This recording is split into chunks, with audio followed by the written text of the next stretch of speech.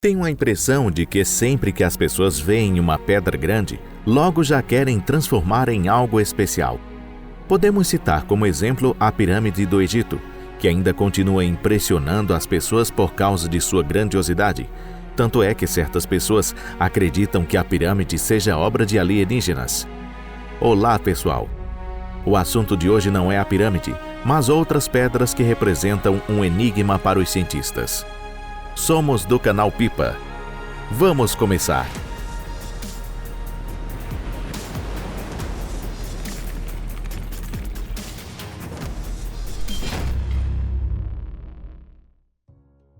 Os touros de Guisando. A colina de Guisando, na província de Ávila, na Espanha, contém 4 estátuas de pedra feitas de granito que, segundo estimativas, datam o século II a.C. Essa estátua de pedra é a escultura de um animal de 4 patas e é conhecida como os touros de Guisando. É possível que as esculturas sejam de outros animais, como javalis, mas a opinião dos pesquisadores se inclina para a teoria de que sejam touros mesmo. Isso porque, na cabeça da estátua, tem buracos que permitem colocar objetos como chifres. No passado, a área ao redor da atual província de Ávila era habitada pelos vetões, que eram um povo pastoril. Presume-se que provavelmente foram os vetões que deixaram para trás um número tão grande de estátuas de pedra. Essa estátua de pedra é chamada de verraco e seu uso é desconhecido, mas pode ter sido um objeto cerimonial ou sinalização para mostrar o caminho para os nômades. Ou pode ser que tinha alguma outra função além disso. Existe até uma teoria de que esse touro de pedra era usado para o jogo de calva, que ainda existe hoje. Os antigos pastores de ovelhas costumavam jogar pedras nos chifres de touros de verdade para passar o tempo. Se eu fosse um touro, eu não gostaria de participar de uma brincadeira dessa de jeito nenhum, e eu atacaria de volta em quem mexesse comigo. Talvez seja exatamente por causa disso que, com o tempo, começaram a usar apenas uma vara de madeira em uma plataforma sólida ao jogar calva. E se colocasse essa vara em cima da cabeça do touro de pedra? O que vocês acham dessa teoria?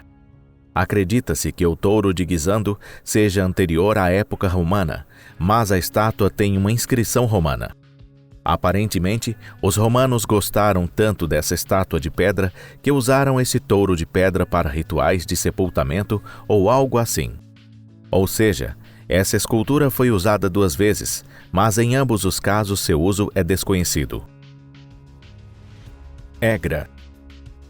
Petra é um dos sítios arqueológicos mais famosos do mundo. Essa cidade, que foi construída com pedras no deserto da Arábia, é um verdadeiro milagre que permanece de pé até hoje. Mas além de Petra, a capital do famoso reino Nabateu, há outra cidade enigmática no deserto da Arábia Saudita, embora não tão famosa quanto Petra. Estamos falando de Egra, que é conhecida como a capital dos monumentos. Egra foi o local escolhido pelo diretor Luc Besson para o seu filme O Quinto Elemento. A escolha dele faz todo o sentido, afinal as rochas avermelhadas do deserto são realmente impressionantes. As rochas desse lugar foram transformadas em estruturas incrivelmente belas pelos nabateus há mais de 2000 anos. A maioria dessas 111 rochas são tumbas, cujas fachadas foram habilmente decoradas por artesãos antigos. Mas a pergunta é, como que uma riqueza e cultura avançada dessas surgiram nessa terra tão inóspita? A resposta está nas especiarias, no incenso e em outros luxos que antigamente eram transportados pelo deserto da Arábia. Como Egra ficava localizada ao longo de uma rota comercial, ela se aproveitou disso para se tornar próspera e incrivelmente rica. As tumbas de pedra e as instalações de água em Egra ainda são controversas entre os estudiosos. O que os estudiosos não conseguem compreender é porque de tantas tumbas estarem inacabadas. Qisar al-Farid, ou o Castelo Solitário, a maior tumba de Lian, filho de Cusa, é um exemplo disso também.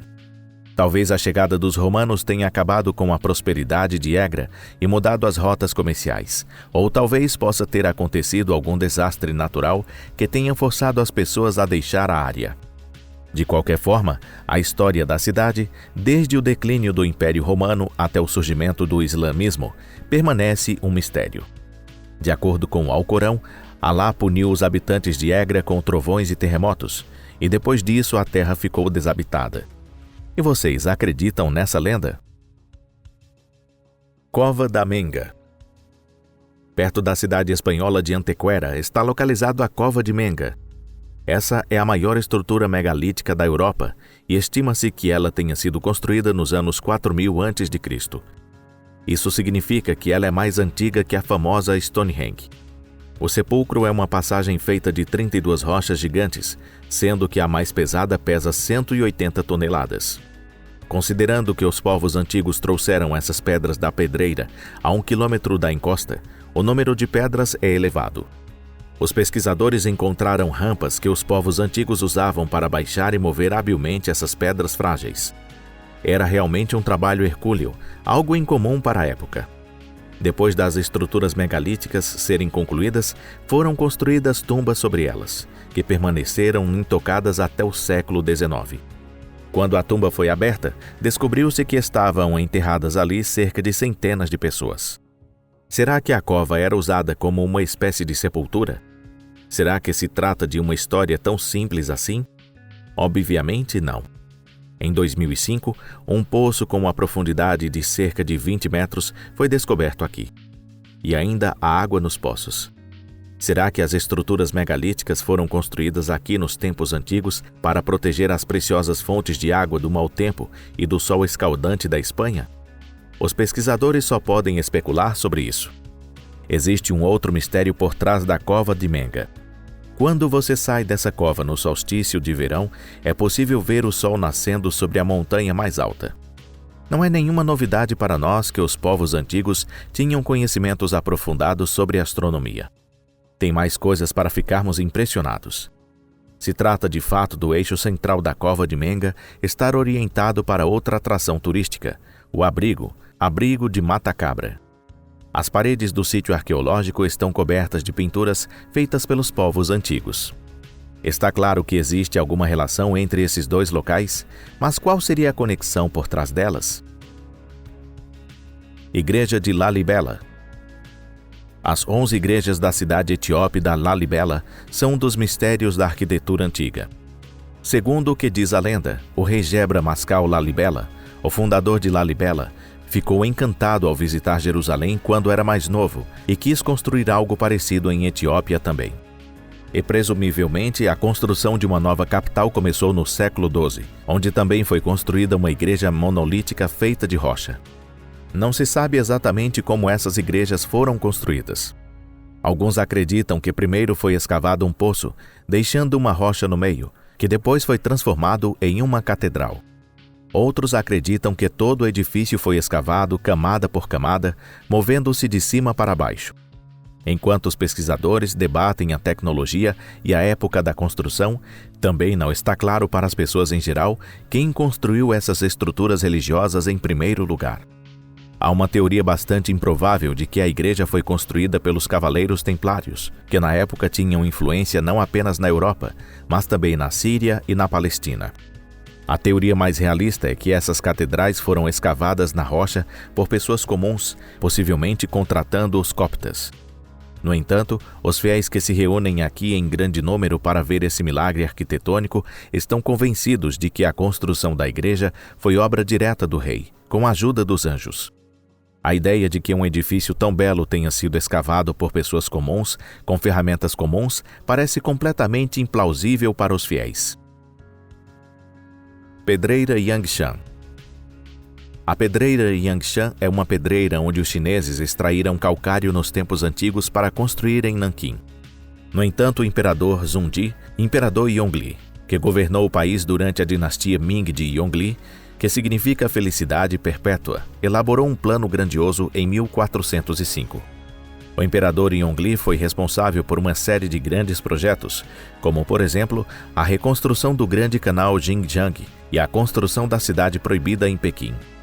Mas, hoje queremos mostrar um outro projeto do imperador.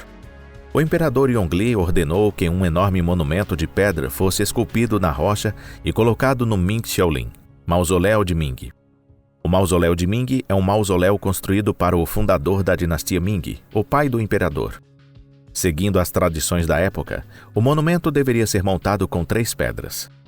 A maior deles era um pedestal de pedra com 30 metros de comprimento, 16 metros de altura e 13 metros de largura, pesando 16.250 toneladas. O monumento em si pesava a metade disso e tinha cerca de 50 metros de altura. A pedra superior com decoração de dragão era consideravelmente mais leve, pesando apenas 6.118 toneladas. Se o projeto tivesse se concretizado, o enorme monumento teria 73 metros de altura, apenas 20 metros a menos do que a altura da Estátua da Liberdade, incluindo a base. Entretanto, quando as pedras para o monumento estavam quase terminando de ser extraídas, os arquitetos perceberam que seria impossível transportá-las para o local. Vocês que ficaram preocupados sobre o fundador da dinastia Ming, não se preocupem, pois foi erguido um monumento de pedra um pouco menor em homenagem a ele, que tinha uma altura de apenas 8 metros. As pedras que eram para terem sido utilizadas na construção do monumento ainda permanecem na pedreira Yangshan e são uma prova da ambição dos arquitetos de antigamente. Se você gostou do vídeo de hoje, não deixe de dar um like e compartilhar nas redes sociais. Vamos nos ver em breve. Até mais!